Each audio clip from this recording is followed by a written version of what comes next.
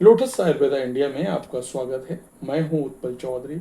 आज हम बताएंगे क्या डायबिटिक न्यूरोपैथी के मरीजों के लिए दौड़ना फायदेमंद है, इसका सेहत पे क्या असर पड़ता है, ये मैं आपको बता रहा हूं। तो आइए शुरू करते हैं आज का वीडियो। आपने अक्सर सुना होगा, डॉक्टर्स ये कहते हैं कि हर व्यक्ति को फिजिकली एक्टिव रहना चाहिए, इससे स्वास्थ्य बेहतर होता है। रोजाना एक्सरसाइज करने से ब्लड फ्लो में सुधार होता है, इससे इम्यूनिटी बेहतर होती है और कई तरह की बीमारियों का जोखिम कम होता है। जो लोग नियमित रूप से एक्सरसाइज नहीं करते हैं वो दौड़ना पसंद करते हैं। दौड़ना यानी रनिंग करना सबसे आसान एक्सरसाइज में से एक है। हर उम्र वर्ग का व्यक्ति रनिंग कर सकता है। यहाँ तक कि मामूली बीमारियों की चपेट में आए लोगों के लिए फिजिकली एक्टिव रहने की ये बेहतरीन तरीका है। यहाँ तक कि डायबिटीज के मरीजों को भी रनिंग करने की सलाह दी जाती है। ऐसे में ये भी जान लेना आवश्यक है कि क्या डायबिटिक न्यूरोपैथी के रोगियों के लिए भी दौड़ना फायदेमंद हो सकता है। तो उससे पहले आप जानें डायबिटिक न्यूरोपैथी क्या है।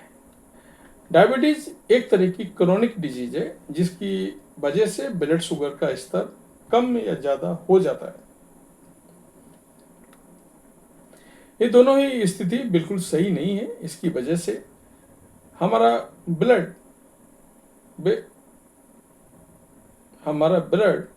वेसल्स को नुकसान होने लगता है, इससे ब्लड फ्लो बाधित होता है। डायबिटीज के कारण तंत्रिकाओं को भी क्षति होती है, इसे ही हम डायबिटिक न्यूरोपैथी के नाम से जानते हैं। ऐसा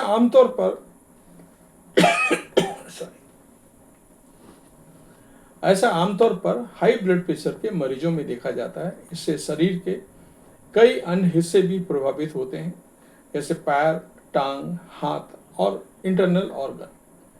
क्या डायबिटिक न्यूरोपैथी में थोड़ी देर दौड़ना फायदेमंद है?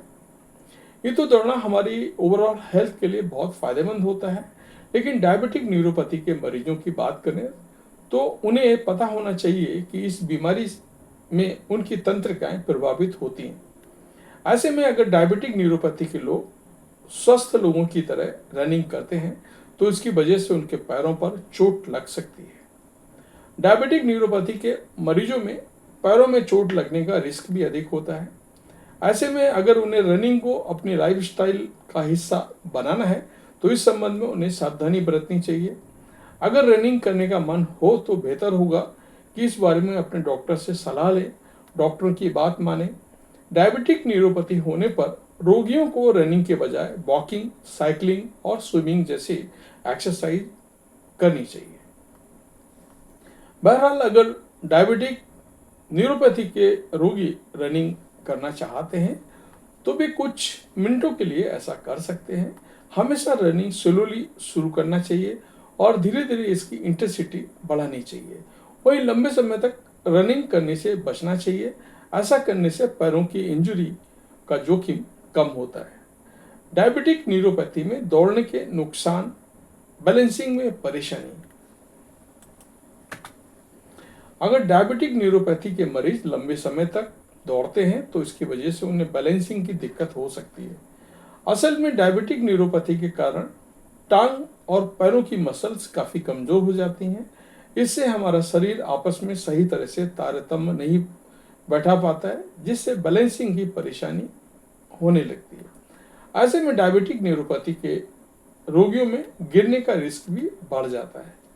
चोट लगने का रिस्क: डायबिटीज एक ऐसी बीमारी है जिससे ब्लड फ्लो बाधित होता है, ब्लड फ्लो बाधित होने लगता है। ऐसे में चोट की रिकवरी काफी धीमी हो जाती है। अगर डायबिटिक न्यूरोपैथी के रोगी रनिंग करते हुए चोटिल हो जाते हैं तो इसकी वजह से प्रभावित हिस्से में अल्सर हो सकता है। ये न सिर्फ दर्दनाक हो सकता है बल्कि गहरा जख्म हो सकता है। ध्यान रखें, डायबिटीज के रोगियों में चोट की रिकवरी भी देर से होती है। संक्रमण का रिस्क: अगर रनिंग के दौरान लगी चोट गहरी है तो वह न सिर्फ अल्सर में बदल जाएगी बल्कि वह संक्रमण का रिस्क भी रखती है। डायबिटीज के रोगियों को इसका ध्यान रखते हुए कम समय के लिए रनिंग करना चाहिए। अगर वो कंफर्टेबल है तो।